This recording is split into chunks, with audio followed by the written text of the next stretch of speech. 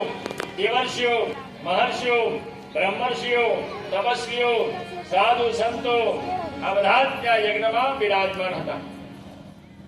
દરેક દેવનું સ્થાપન કર્યું હતું. ગણપતિ, માતૃકા, યોગિની, ભગવાન વિષ્ણુ, ભગવાન ભૈરવ, નવગ્રહ, પુણ્યાહવાચન, બ્રહ્માજી બધાના સ્થાપન કર્યા હતા. બધાનું પૂજન કર્યું છે, બધાને આમંત્રિત કર્યા છે, બધાને આહુતિ આપી છે.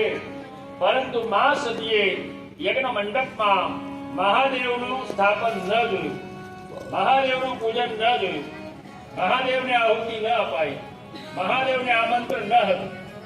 મા સતી આ જોઈ ખૂબ દુઃખી થયા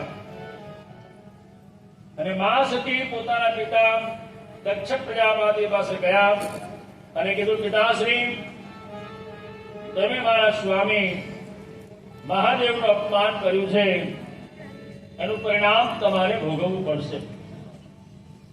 તમારા દ્વારા મળેલા આ શરીરનો હું ત્યાગ કરું છું. આવું કહી મા સતીએ જમણા પગનો અંગૂઠો દબાવ્યો, એમાંથી યોગાગ્નિ પ્રગટ કર્યો.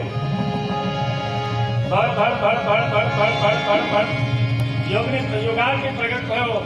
મા સતીનો દેહ બળવા લાગ્યો. એવામાં વિષ્ણુ ભગવાન પ્રગટ થયા. મા સતીને વરદાન માંગવા કહ્યું. એટલે મા સતીએ કીધું, મને જન્મો જન્મ મહાદેવ જેવા પતિ મળે એવું વરદાન આપું. ભગવાને તથાસ્તુ કહ્યું.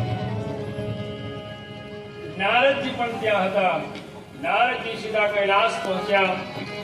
મહાદેવને જે સમાચાર આપ્યા છે, મહાદેવ, તમે તો કૈલાસમાં બિરાજમાન છો, પરંતુ મા સતીનો દેહ હરિદ્વારમાં, કંથલમાં, યજ્ઞશાળામાં વિલીન થઈ રહ્યો છે, પડી રહ્યો છે. આ સાંભળ્યું મહાદેવ ઉભા થયા, ક્રોધ ભરાયા અને તાંડવ નૃત્ય કરવા લાગ્યા. તટાટવી ગરજ વલ્લભ પ્રવાહ પાવિતસ્તરે,